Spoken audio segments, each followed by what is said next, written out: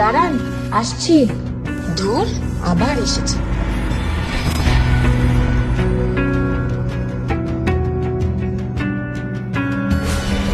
দিদি, আমরা BJP party থেকে এসেছি। আপনি একদম চিন্তা করবেন না, আমরা এলে লক্ষ্মীর ভান্ডারের টাকা আরো বেড়ে যাবে। হ্যাঁ দিদি, আমাদের কিন্তু কথার দাম আছে। আমরা কথা দিচ্ছি দিদি। হ্যাঁ হ্যাঁ, নমস্কার নমস্কার।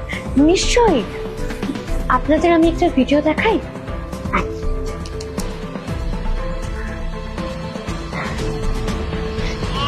मार्च तक दिल्ली की बहनों के खाते में 2,500 रुपया पहुंचना शुरू हो जाएगा।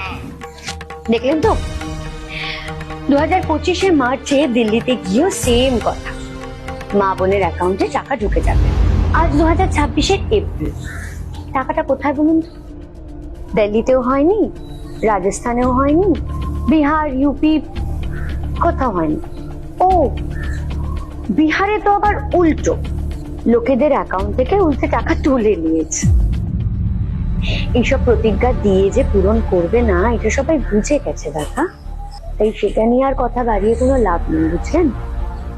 তার থেকে আমার মনে হয় একটু নিজেদের কাজে মন দিন, বুথগুলো একটু নিজেরা ঘুরে দেখুন। কারণ টিভিতেই প্রতিশ্রুতি দেওয়া, এগুলো বাংলার মানুষ বুঝে গেছে। বাংলার মানুষ সব বোঝে। বিজেপি যেখানে ক্ষমতা চেয়েছে, সেখানে শুধু বড় বড় কথা বলেছে, এটা দেব ওটা দেব। তারপর সরকারে এসে অনেক প্রকল্প বন্ধ করে দিয়েছে। দিল্লিতে 1 বছর হতে চলেছে, যে প্রতিজ্ঞা করেছিল সেটা রাখতে পারে। বাংলার মানুষ এখন অনেক বেশি সতর্ক। তারা কথা নেয়, কাজ বোঝে। মা বোনের ভরসা যারা রেখেছে, এবারের ভোট তাকিয়ে দিতে হবে।